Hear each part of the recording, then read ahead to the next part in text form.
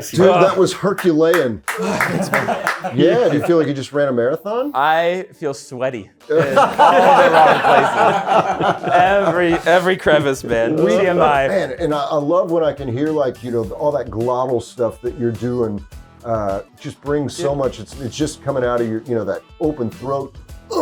It's funny. I had a drummer and I did a gig with him recently, and he was like, standing behind you, I can't hear anything. He goes, but all I heard was, So like imagine like standing behind someone just hearing,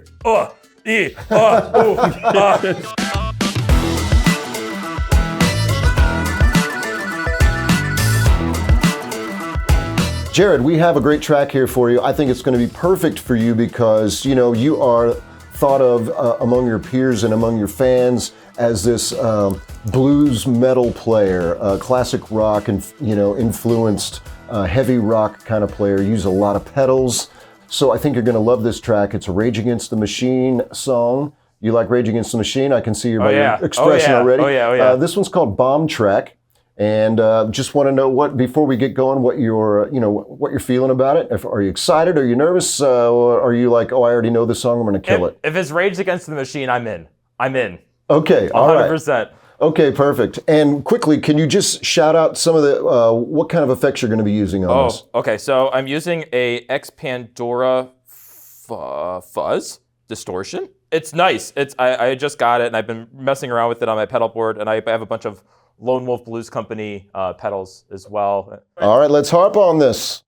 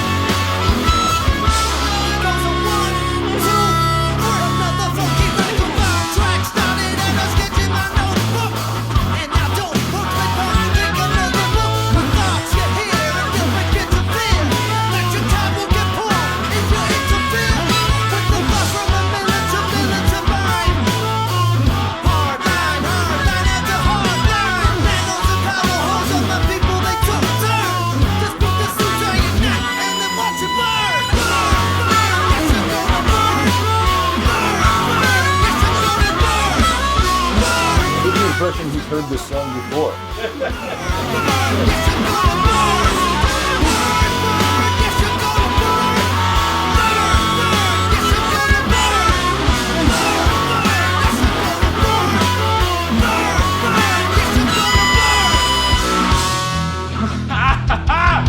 Yeah, I love that. Keep it.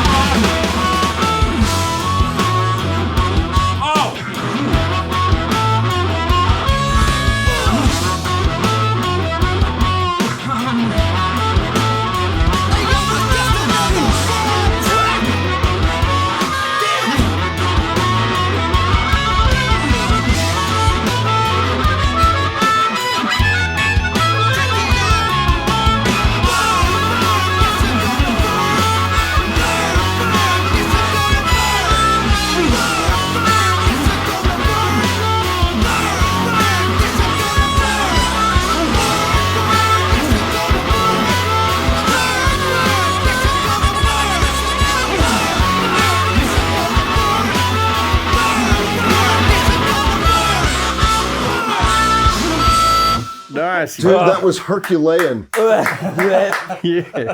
That was something else. That was incredible. Thanks, man. Yeah, do you feel like you just ran a marathon? I feel sweaty in all the wrong places. Every crevice, man. TMI. We can feel the sweat on the track, dude. That was incredible. That's great, man. Yes, man. And I love when I can hear like, all that glottal stuff that you're doing just brings so much. It's just coming out of your, that open throat. It's funny. I had a drummer and I did a gig with him recently, and he was like, standing behind you, I can't hear anything. He goes, but all I heard was, So like imagine like standing behind someone just hearing, and it's like the funniest thing. So I'm glad that you said that because I feel like I do that a lot to kind of emphasize a lot of percussion stuff. For sure. Completely without realizing it. Now, let me ask you, do you feel like when you do that, do you feel like that gives an attack to the reeds in the harp that in a certain way, or is it just like something that's sort of more guttural and just something that's audible that kind of adds to the performance? You know, it's funny because there's a harmonica player named Adam Gussow, and he does it for effect to kind of like do some percussion stuff because he was in a one-man band kind of thing. Yeah. And for me, I do that to kind of fill out that drum bass stuff. So when the drum bass stuff comes in, it's just a punch. Yeah, like a kick drum, just thump. Exactly. Right on.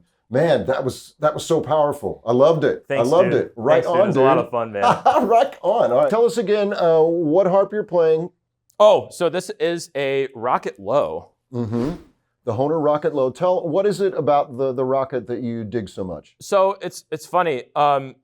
There's not a lot of harmonicas that brands do that are like just low specific. But what I really like about Hohner stuff is that they have the Rocket Low and they also have the Thunderbird, which I really like. And a lot of harmonica manufacturers don't have that. But like I really like having these low ones out of the box because it adds a whole new element of thump that can be underneath, you know? For sure. So especially for these rage tracks and for other songs, I really like using the low ones because they bring a whole new element to the game that some of these higher harmonicas can't really have, you know? Right, they're just so thick and powerful, right? Yeah, oh yeah. Yeah.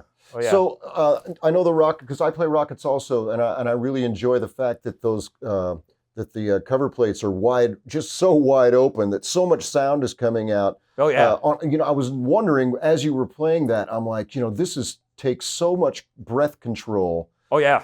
And we used to talk about leaky harmonicas, right? We don't have to worry about that anymore because Hohner doesn't make leaky harmonicas anymore. No. But there is a lot of air escaping through this harmonica.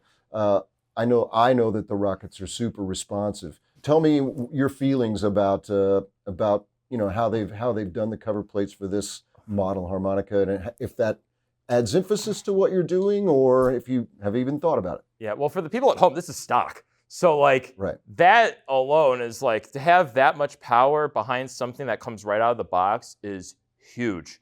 I feel like that to have that thump and that response time from something straight out of a plastic box is just absolutely incredible. I think the other thing is that, and I've talked about this before with a lot of other people, these are closed vented.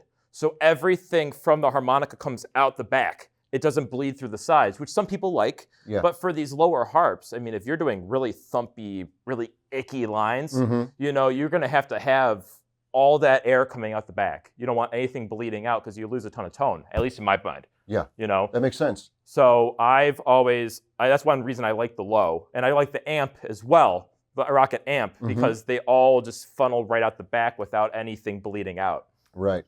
Super powerful. Lets you compete with a lead guitar. It feels like, right? Yeah, no, for sure. Because like you're not just like the harmonica player necessarily playing through a vocal mic, And like sometimes that bleeds through, like especially when you have like the Marine Band covers, at least in my mind. But with this, it just comes out like a brick wall. Right on. Speaking of microphones, you're wireless there. You're using that's a vintage Shure. This is not. This is a reissue. Oh, really? Okay. They make them in, I don't know where they make them, but like I know Sweetwater was doing a deal where you could like buy reissue. What brand is this? It's a 545 SD. Okay. So it has a switch. So what I like about the switch is you can do this.